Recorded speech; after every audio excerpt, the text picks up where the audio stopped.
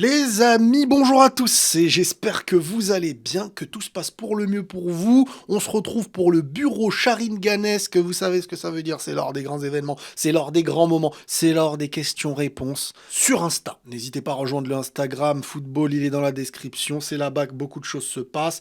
Et je vais utiliser les questions que vous avez posées pour le Classico qui aura lieu demain, 16h15 je crois si je me trompe pas. Et encore une fois, n'hésitez pas à me dire si parfois ce petit décor, bureau, etc. vous plaît pour certaines vidéos.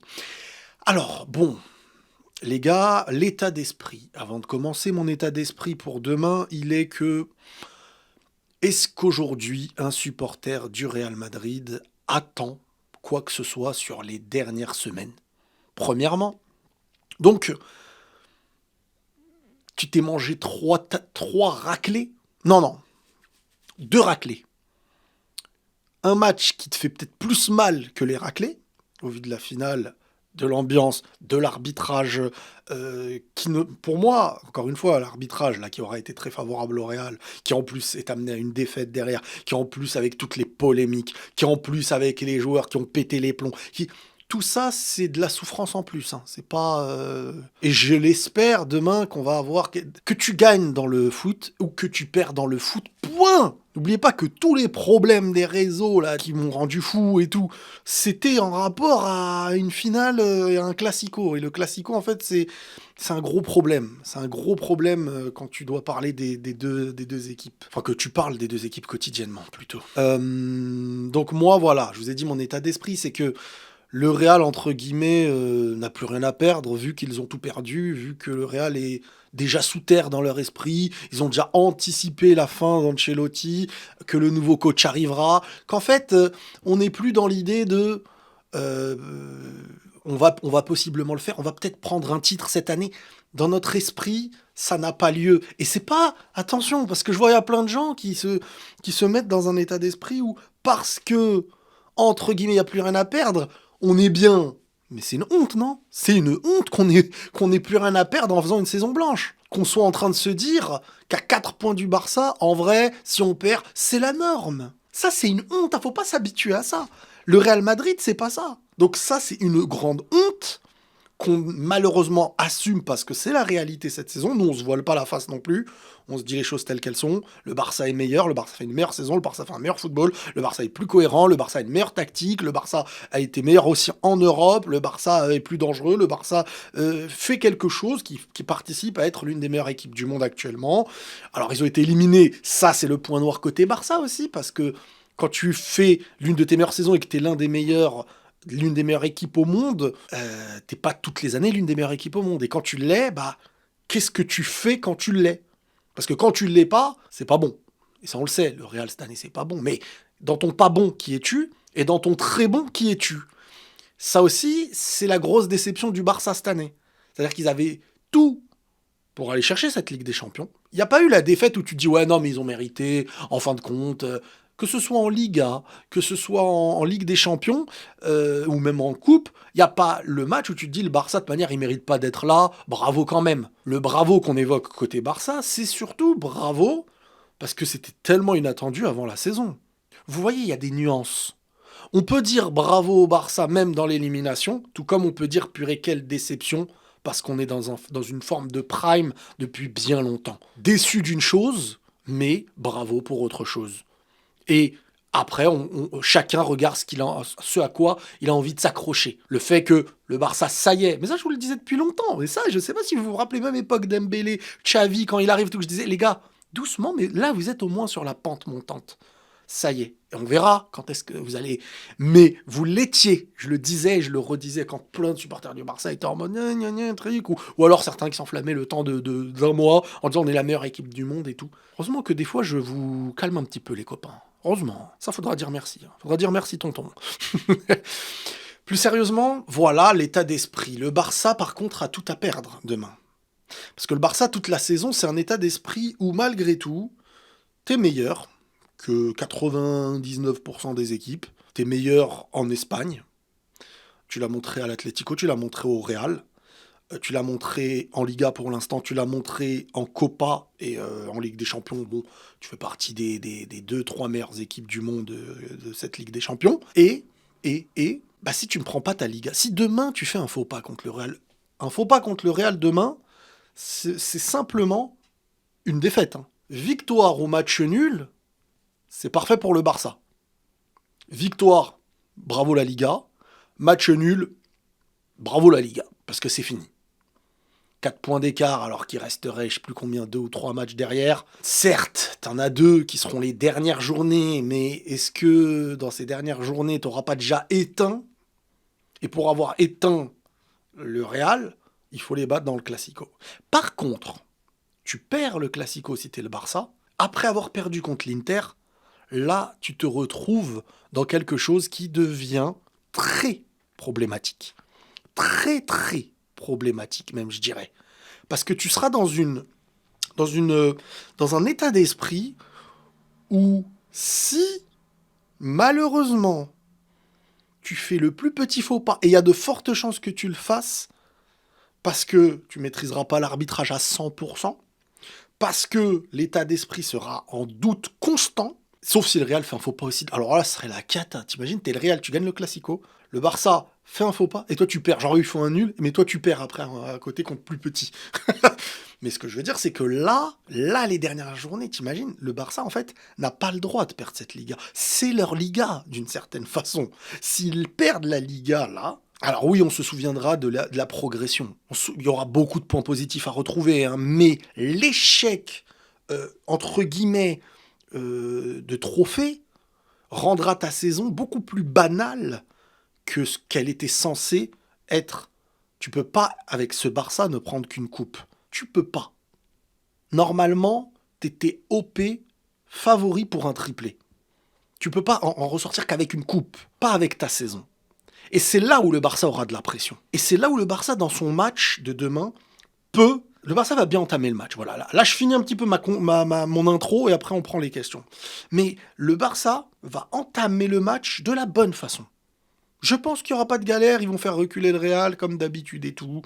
Le Barça va faire le match du début qu'il faut. Par contre, deuxième mi-temps, si le Barça se mange une claque sur un but contre le cours du jeu, 1+1 ou 1+2, je les vois pas avoir le même mental que dernièrement. Parce qu'en fait, le mental de toute cette saison, c'est le mental du conquérant. Le mental de je suis le plus fort. Le mental de les gars, on est au-dessus et c'est normal qu'on aille tout chercher.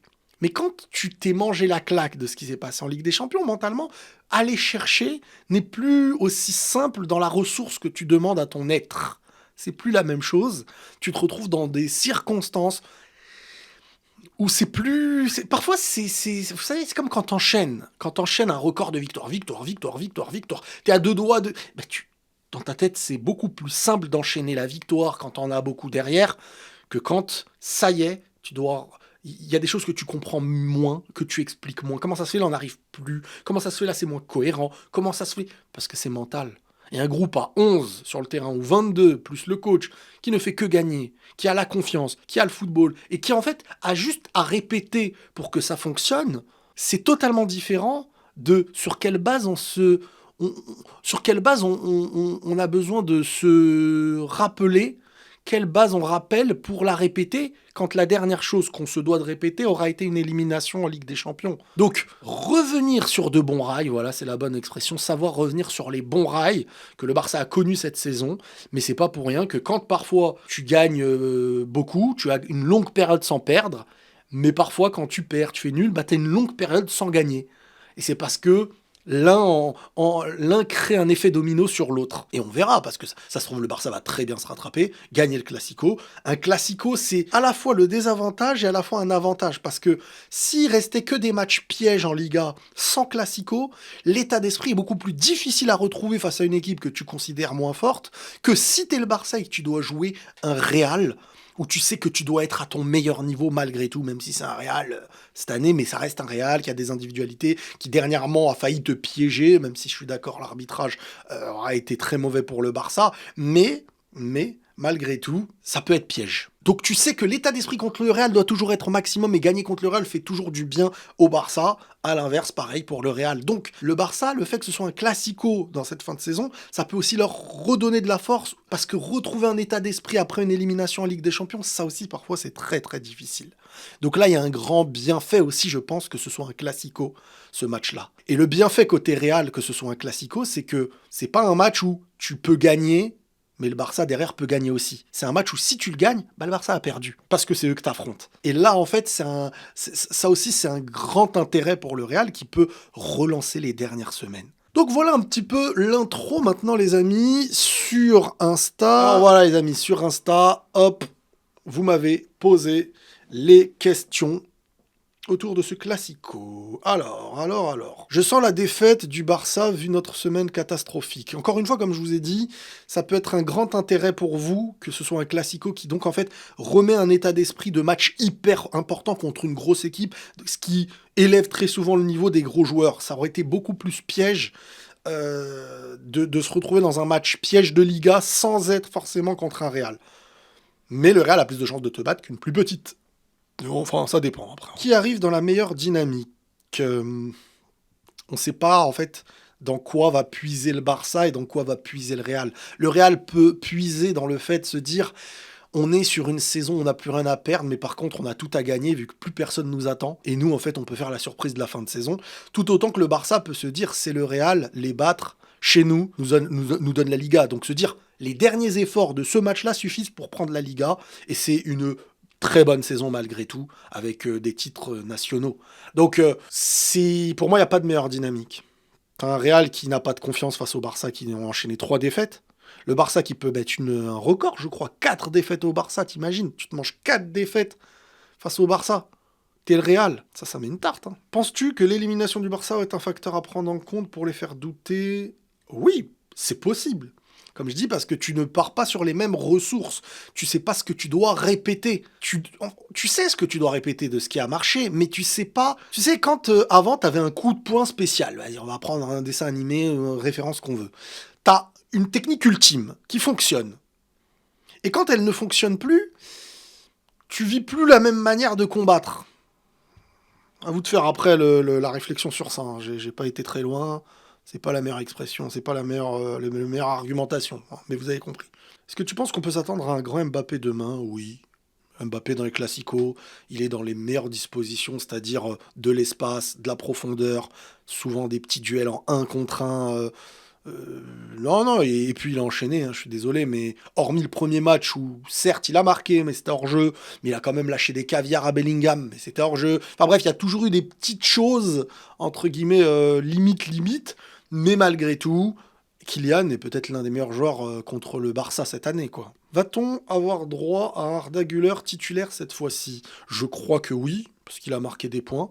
Parce que ça y est, on est sur sur une compréhension en fin de saison qui peut permettre la lancée de l'année prochaine. En fait, moi, c'est surtout... Vous savez, le Arda Güler de fin de saison, moi, je suis content parce qu'en fait, ça lance un avenir avec lui. C'est surtout ça qui me rend heureux. C'est de se dire, purée, on a un vrai talent qui peut créer du foot, qui peut marquer des coups francs, qui peut marquer des frappes de loin, qui peut tirer des corners, qui peut faire des passes décisives à des joueurs qui en ont besoin, dans la manière dont ils en ont besoin, qui peut combiner, qui a de la créativité, de l'inspiration. Et avec un Xabi Alonso, on ne peut que être content de ce qu'il pourrait y avoir avec lui. Moi, je le veux titulaire pour la suite, en fait. Pour nous montrer de quoi il est capable. Maintenant, s'il est bloqué sur une aile qui doit faire des efforts, alors j'en doute, hein, mais j'espère pas. Mais s'il est que bloqué sur une aile et qui ne doit faire vivre que sur l'effort défensif et ne pas être à la... C'est ce que je me demande aussi, c'est que si tu mets Ceballos, Modric, Arda Güler, je pense pas qu'il y aura Ceballos, Modric et Güler, hein, perso. Mais si t'as un genre de... trop de joueurs comme Bellingham, Modric, Ceballos, Arda Güler, tout ça, à un moment donné, l'expérience de plein de joueurs fait que le ballon passera plus par eux, là où pour moi, je vous le dis et je vous le répète, Arda Güler, l'équipe doit comprendre que le ballon passera par lui et il est l'inspirateur de l'équipe. Il fait les choix créatifs de l'équipe. Mais si t'as 2-3 mecs tu dois jouer sur eux pour que eux fassent les choix créatifs, il y a créatif et créatif. C'est-à-dire que si devant la défense, t'as un Kroos, un Pirlo, tu peux avoir un autre créatif un peu plus haut. Kroos et tout ça, c'est la relance. Mais si t'as trop de joueurs qui se ressemblent dans les postes à qui on demande à peu près la même chose, ça peut être problématique parce qu'il est tellement jeune. Alors il a du mental, ça je le retire pas, mais à un moment donné, le schéma de jeu, par qui il doit passer pour être à la création et à l'inspiration. Donc parfois il faut les profils, et c'est là où on cherche des profils complémentaires. C'est ça qui est important aussi. Mais oui, oui, j'espère qu'il sera titulaire hein, avec ce qu'il a fait. Salut Riles, qui selon toi sera le joueur du Real à surveiller pendant ce Classico?